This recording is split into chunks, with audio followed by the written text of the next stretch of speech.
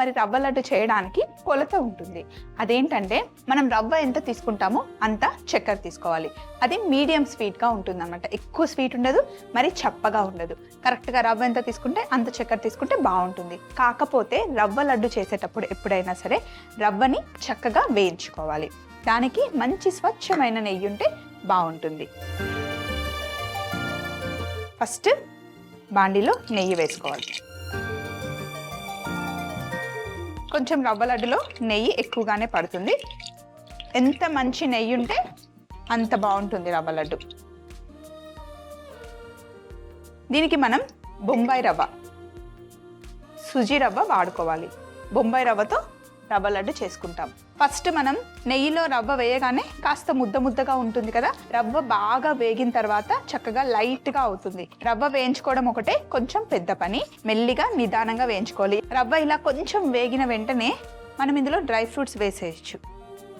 సపరేట్గా మళ్ళీ ఫ్రై చేయాల్సిన అవసరం లేదు. రవ్వతోనే అవి కూడా వేగిపోతాయి. కొంచెం కలర్ రాగానే మనకి తెలిసిపోతుంది. డ్రై ఫ్రూట్స్ ఎంత ఉంటే అంత బాగుంటాయి రవ్వ లడ్డులో. జీడిపప్పు, కిస్మిస్, బాదం వేసుకోవచ్చు. కిస్మిస్, బాదం పప్పును కూడా కట్ చేసుకొని రవ్వలో వేసేసుకోవాలి.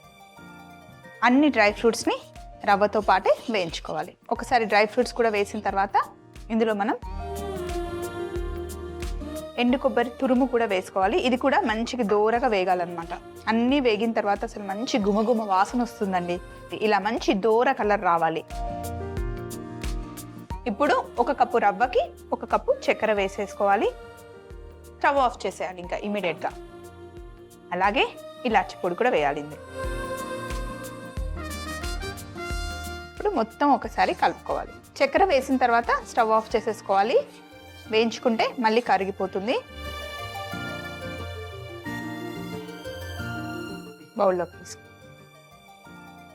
చల్లగా అయ్యే లోపలే మనం రవ్వ లడ్డు కట్టేసుకోవాలి.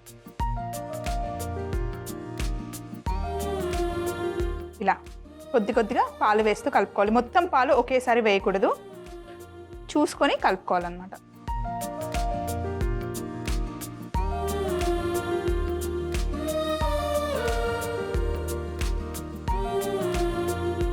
ఇలా రవ్వ లడ్డు చుట్టుకోవాలి. నాకు డ్రై ఫ్రూట్స్ అంటే ఇష్టం కాబట్టి నేను ఎక్కువ డ్రై ఫ్రూట్స్ వేశాను. మీకు రవ్వ ఎక్కువగా ఉండాలి అంటే మీ ఇష్టం. మీ దగ్గర ఎన్ని డ్రై ఫ్రూట్స్ కావాలి అనుకుంటే అన్ని డ్రై ఫ్రూట్స్ వేసుకోండి. నాకు ఇలా ఎక్కువ డ్రై ఫ్రూట్స్ ఉంటే ఇష్టం. కొబ్బరి పొడి ఇవన్నీ ఎక్కువ ఉంటే ఇష్టం.